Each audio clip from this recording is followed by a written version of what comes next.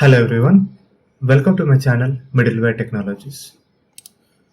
Today we'll be looking at how we can load balance traffic or requests using queue groups in NATS. So here in this video, we will try to understand what queue groups are and how we can leverage that in order to load balance our request in messaging applications.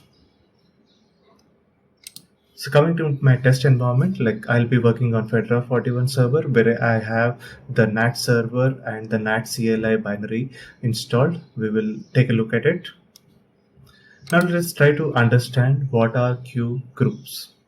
So as we know, NATS basically supports two important messaging applications or patterns, that is request reply and pubs up. Request reply pattern is basically enhancement of PubSub communication mechanism. So in this model, basically when there are n number of subscribers register themselves to receive message from publisher. So there is a publisher and there is a subscriber.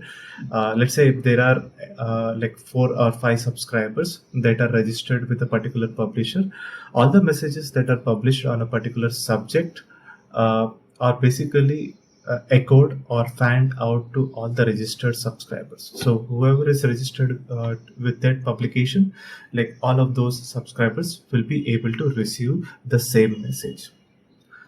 But let's say you have a scenario wherein you want the message to be consumed by only a single subscriber from a list of subscribers that are subscribed to a particular channel or publisher.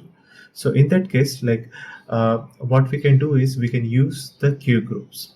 So if the subscribers register themselves as a part of queue group, so if you are registering subscribers that are a part of queue group, then only one randomly chosen subscriber of the queue group will consume a message each time a message is received by the queue group. So that is the importance of what queue group does in the messaging application. So let's say if a publisher is publishing a message to a queue with a set of subscribers that are registered with that queue will with that message will be consumed by only one subscriber that will be selected randomly.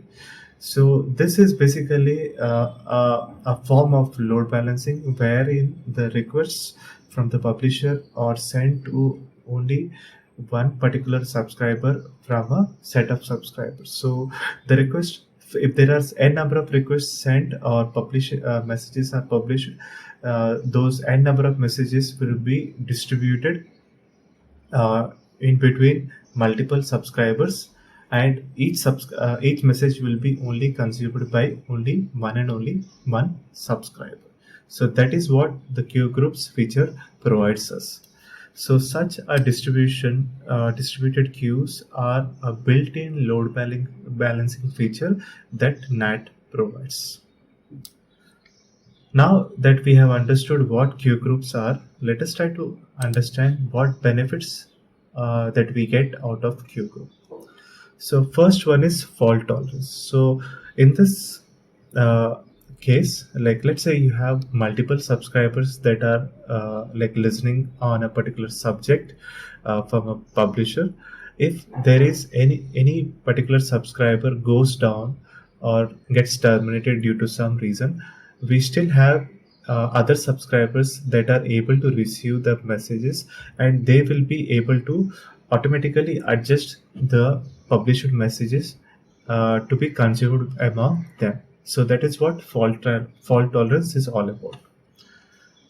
Next is horizontal scalability. So as you can see, as we will be seeing, it is very easy for us to subscribe a particular subscriber and register it with a queue very easily. So you just need to pass an option with the queue name, and you will be able to register your subscribers as a part of queue. And this can scale easily, you can scale up the subscribers in a queue, or you can scale down the subscribers that are a part of queue very easily. So that's what makes horizontal scalability using the queue groups easy. The third one is queue geo affinity. So this feature comes into picture when you have a large cluster and you are publishing. So you are publishing at a very edge level, and you want to publish it in a to subscribers globally.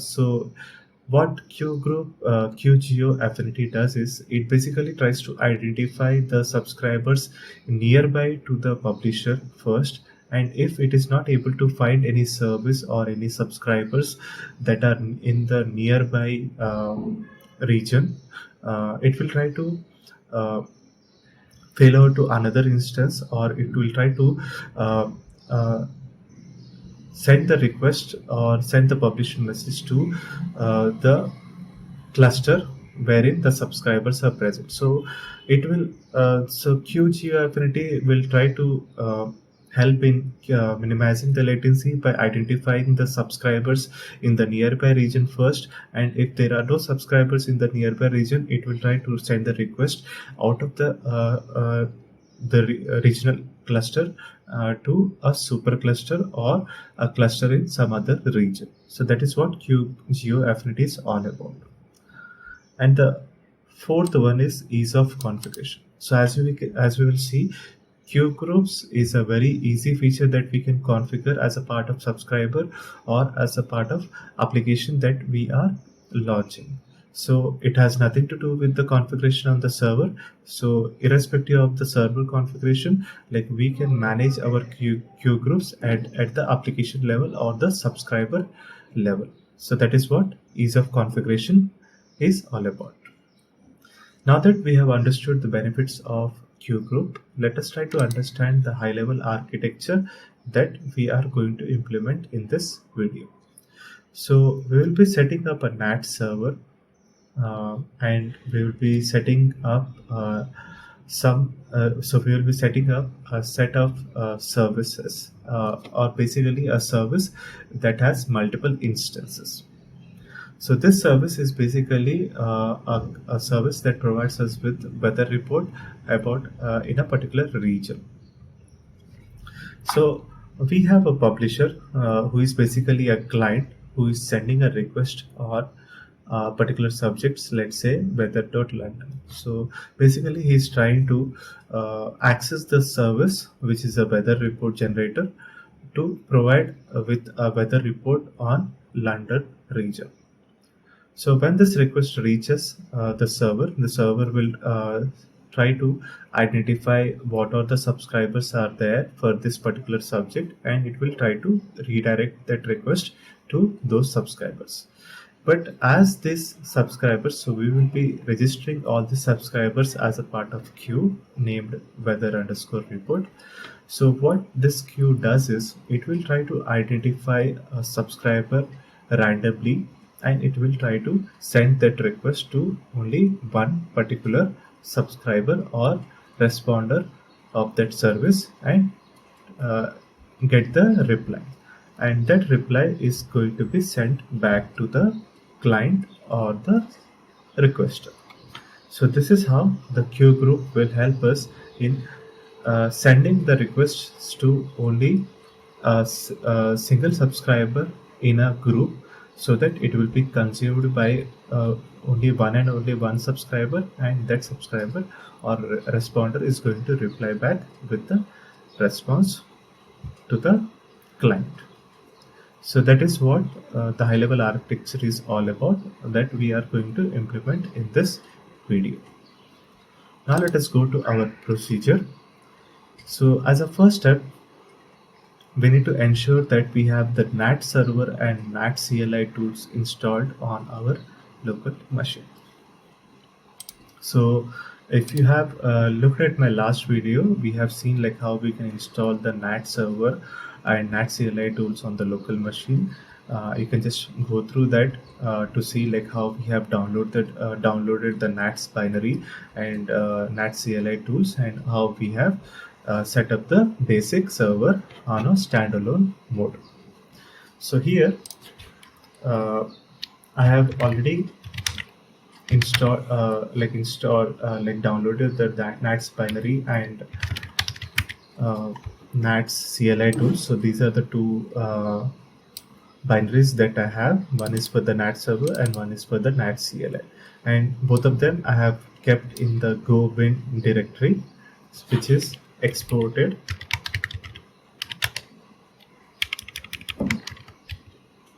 as an environment variable in the bash rc script. So this is where I have exported that path so that I can be I will be able to use both NATS server and NATS CLI tool without giving the path. So now let us start our server. So here we are doing the startup of NAT server with monitoring enabled. So we are passing the -m with port 822 to enable monitoring for our NAT server. So let us start our server. So you can see it has started HTTP monitoring on the following port, and it is trying to listen for connections on the following port, and the server is ready. And I have already mentioned, so I have the NATS version, NATS CLI tool also installed. So this is the version that I have currently available on my machine. Now that we have our NAT server and NAT CLI tools installed and running, let us go to our next step, that is create a service. So here, as I said, we will be using a weather report API. So this is a third-party service which provides us with weather information in any particular region that we are interested in. So let us try to understand this command, which basically launches a service. So so we are using NATS reply to launch a service with subject weather dot caret or greater than symbol. So this basically is the subject. It can be weather.london, weather.asia, weather.mumbai, weather.tokyo. So it can accept any number of tokens in this place, which can be subregions also. So, and once a request is received on this particular subject, it is going to execute the following command, which is basically going to do a curl request on this URL, and it will fetch the region from the wildcard character, whatever region that we are going to pass from the subscriber or the responder or the requester, I can say. So the requester will, let's say, send a request on weather.tokyo. So this token Tokyo is going to be extracted and it will be passed as a part of this curl request, and it is going to send a curl request. So now let us try to launch this service. So this is our service that is launched. So as you can see, by default, the service is a part of default group name, that is NATS reply 22. So you can see this service is listening on the following subject, and it is a part of the following group. So basically this is a queue group in which this service or responder is a part of. But let's say if you want to provide a customized name for your queue group, you can do that with the option queue that we need to pass. So now let me terminate this service, and what we will do is we'll provide a queue name, that is weather report. So now you can see the service is listening on the following subject, which is a part of group weather report. So now we are having a service that is a part of group. Now let us try to understand a service, basically a microservice, can be having multiple pods or multiple instances of that service, so that it can depending upon your traffic. So if your microservice is having like increasing traffic or large traffic, like you may want to deploy multiple sets of those instances so that the traffic can be distributed evenly among all the instances. So here also, like, we will do the same thing. So we have this weather API, which will provide us with the weather data for a particular region. We will try to launch multiple instances of these services that are a part of group weather underscore report. So what we will do is we will try to run the same command again, and we will launch another instance. So now you can see, like, we have two instances of our service that are listening on the following subject, and that will respond with the weather report by using the following curl command. Now let us go to, so we here, like in my blog, I have launched 3 servers, but that is fine. Like, you can launch any number of subscribers or any number of responders or repliers, but 2 is fine for this demo. If you want more, you can just launch some more as per your need. Now let us go to our next step, that is step 3, requesting a service. So once we have our service running, the next step is a client will try. We want to launch a client that will send a request to that service. So in this case, it is going to be a publisher or a requester that is going to send a request asking for asking for a report on a particular region. So now we will use the NATS request command. So let me go to my other terminal wherein I will send a NATS request on weather.tokyo. So what exactly it will do is it will send a request on this subject, and this request is either going to be served by any one of this service instance which is a part of this group. So let us see, like, how it does. So you can see it has sent a request on weather.tokyo, and it has received a response in the following set of time, and this is our response. Now let us see, like, which instance of our service has responded to that request. So you can see this service has responded to our request. As you can see, it has received a subject on received a request on the following subject, and this service is still listening and it has not received any request. So as you can see, the queue groups helps us in distributing the requests evenly between multiple services, and this request will be consumed by only one member of that queue group. That member can be a subscriber or a responder. Now let us try to send multiple requests. So we will send, let's say you want to send multiple requests of count 10.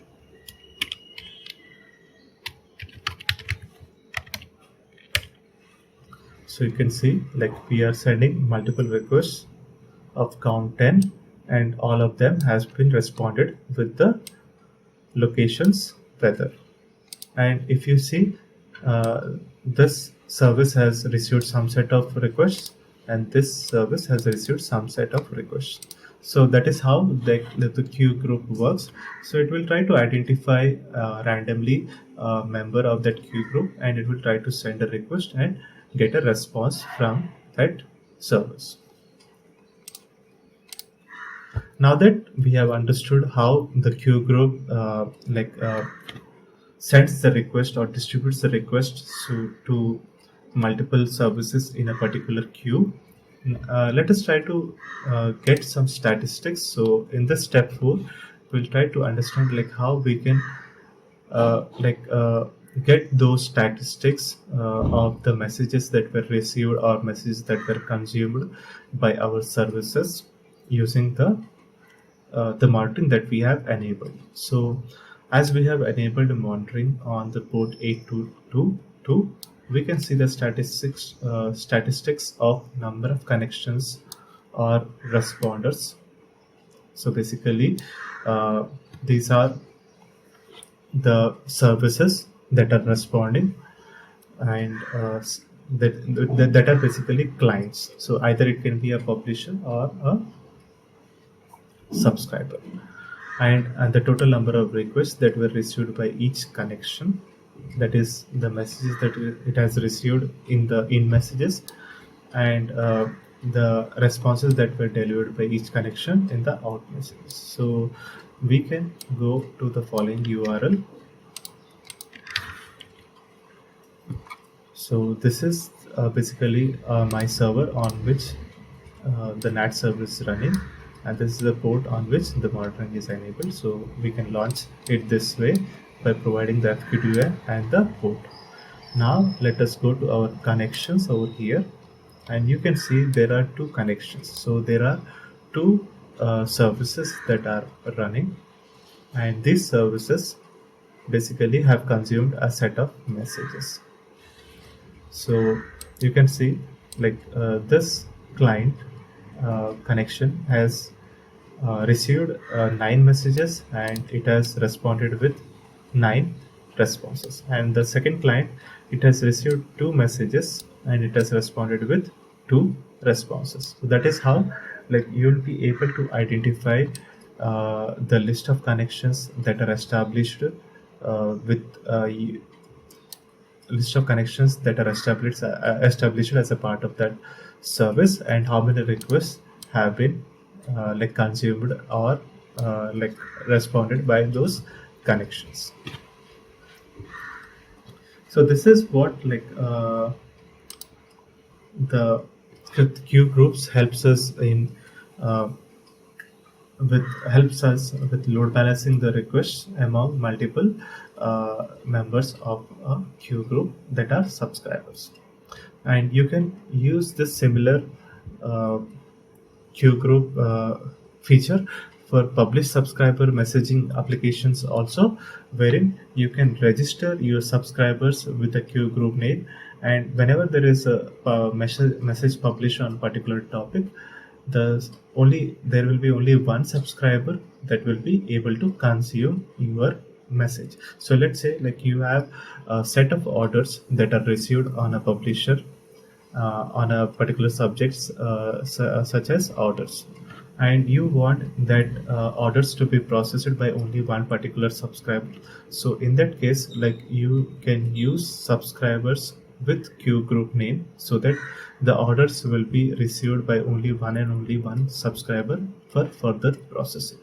So that is how you can use the queue groups feature to load balance your request, or to be able to consume your request by only one and only one subscriber in your application. So that is all I wanted to show you in this video. I hope you enjoyed watching this video. Thank you all. Thanks for watching this video, and you guys have a great day.